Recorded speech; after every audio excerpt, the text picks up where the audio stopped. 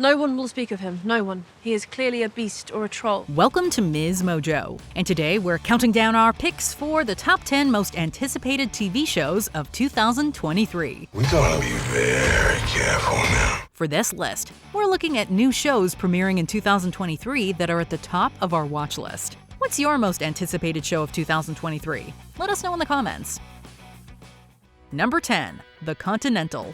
As long as we've been waiting for John Wick Chapter 4, which also comes out this year, The Continental has been on our minds for even longer. A prequel centered on the assassin-friendly hotel, this project was first announced in 2017. It'd be another 4 years until more details dropped. I have you for 2 nights. Taking place against a 1970s backdrop, with the Great Garbage Strike and the American mob on the rise. The show stars Colin Waddell as a young Winston Scott, who Ian McShane portrays in the film. Now, as I recall, weren't you the one tasked to dole out the beatings, not receive them? Moving from Stars to Peacock, we can expect 3 90-minute episodes in what's being billed as a limited series. Since a multi-year deal has been made, though, there could be future seasons if they hit a bullseye. Campbell went on to say the premiere of The Continental will be, quote, the streaming event of the year. Number 9. Orphan Black Echoes. Only a few years ago, Tatiana Maslany was giving several stellar performances on Orphan Black, while Kristen Ritter was entering the MCU as Jessica Jones. Jessica, did Miss Hogarth ask you to stop by? Yep. Fast forward to now, and Maslany has smashed her way into the MCU as She-Hulk, while Ritter is gearing up to join the Orphan Black universe. John Fawcett, who co-created the original series, is returning for Echoes, which shifts attention to Ritter's Lucy. It's unclear if Ritter will play multiple characters as Maslany did. Like Sarah Manning, though, Lucy is searching for answers as her mysterious origin is revealed. Ritter says that the role is unlike anything she's done before, showing, quote, a completely different side of herself. Available through AMC and AMC+. Will the spin-off echo its predecessor's winning formula? I know. Okay. I know. Number 8. Love and Death. This HBO Max miniseries stars Elizabeth Olsen as accused axe murderer Candy Montgomery. I have done all the things a wife is supposed to do. We know what you're thinking. Didn't we just get a Candy miniseries starring Jessica Biel? Yes, and while that Hulu series is worth checking out, Love and Death has the potential to provide a fresh perspective. Writer David E. Kelley, whose credits range from Ally McBeal to Big Little Lies, is drawing inspiration from the true crime book Evidence of Love and Texas Monthly's 2-part article Love and Death in Silicon Prairie. Between WandaVision and Multiverse of Madness, Olsen has the chops to portray a controversial suburban figure like Montgomery. Stop it! The underrated Lily Rabe plays Betty Gore in a supporting cast that includes Jesse Plemons, Patrick Fugit, and, hey, Kristen Ritter again. Would you be interested in having an affair? Number 7. Velma. Unknown caller. Spooky. Scooby-Doo has been a childhood staple for more than 5 decades. Between Robot Chicken and Jay and Silent Bob Strike Back, though, there have always been possibilities for a more adult-oriented version. Velma could do for Scooby what the Harley Quinn series has done for Batman. Mindy Kaling voices Velma in a diverse cast featuring Sam Richardson as Shaggy, Constance Wu as Daphne, and Glenn Howerton as Fred. Scooby himself will be sitting this one out, as it might be a little too jarring seeing the family-friendly mascot surrounded by gore, nudity, and profanity. Scooby's presence would also get awkward, as there will apparently be sexual energy between all 4 principal characters. For longtime Scooby fans, however, Frank Welker's voice will pop up. Wait, you're inside my house! Number 6. The Idol.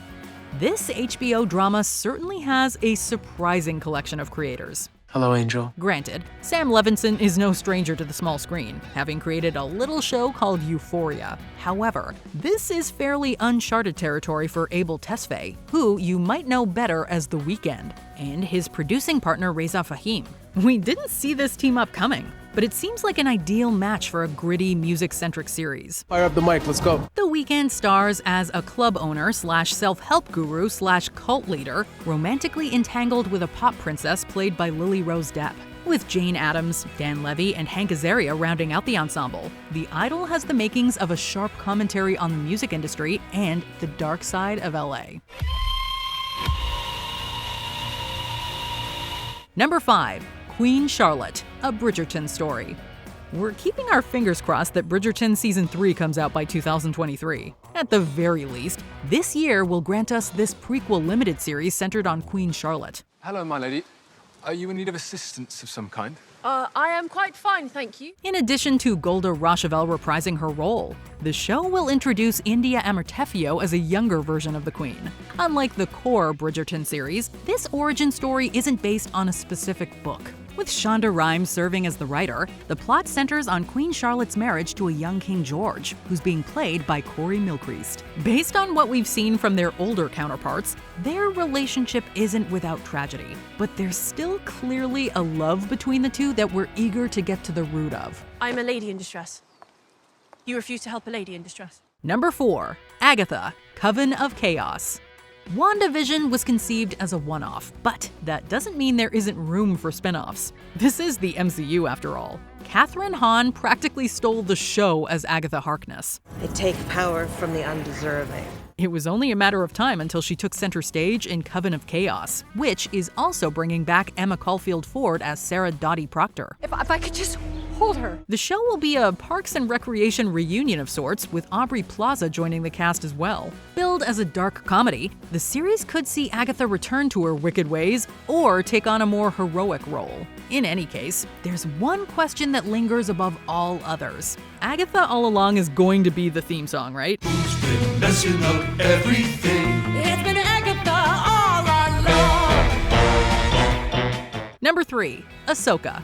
There's no shortage of Star Wars content on the horizon. John Watts and Christopher Ford of the most recent Spider-Man trilogy will be helming Skeleton Crew starring Jude Law. 2023 also might see the debut of The Acolyte, which sets itself a century before The Phantom Menace. Ahsoka is the show we've been waiting for the longest. After being a long-time fan favorite in the franchise's animated content, Ahsoka finally got the live-action treatment, with Rosario Dawson delivering the pitch-perfect portrayal you would expect. Sense much fear in you. Following appearances on The Mandalorian and the Book of Boba Fett, Ahsoka gets top billing for this limited series. Then what are you doing here?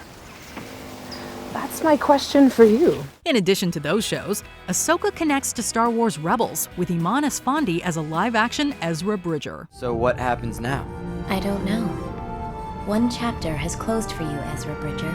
Number 2. The Last of Us. The Last of Us was a breakthrough for cinematic storytelling in games.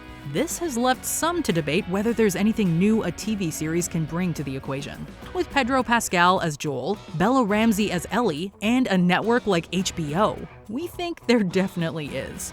The series isn't straying too far from its roots, with Neil Druckmann serving as a co-developer alongside Craig Mazin of Chernobyl. This is your chance. Hear me, please.